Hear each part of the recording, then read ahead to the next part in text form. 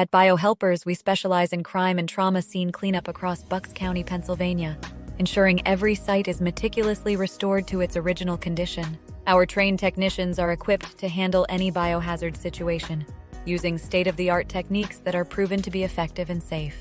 Understanding that each scene carries the weight of unexpected loss, our approach is always compassionate and respectful to everyone involved.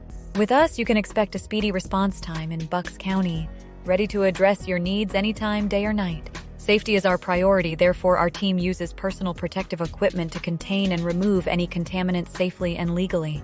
We are fully licensed, adhering to all regulatory requirements for transporting and disposing of medical waste, ensuring your environment is left safe and clean. Following our detailed cleaning process, we conduct multiple inspections with our double eyes technique to ensure no detail is overlooked.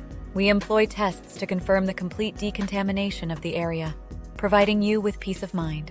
Our experienced staff is not only skilled in technical cleaning, but also in handling the emotional complexities that may arise during such challenging times. Every situation is unique, and so is our cleaning process, tailored to meet the specific needs of your scene, ensuring thoroughness and care.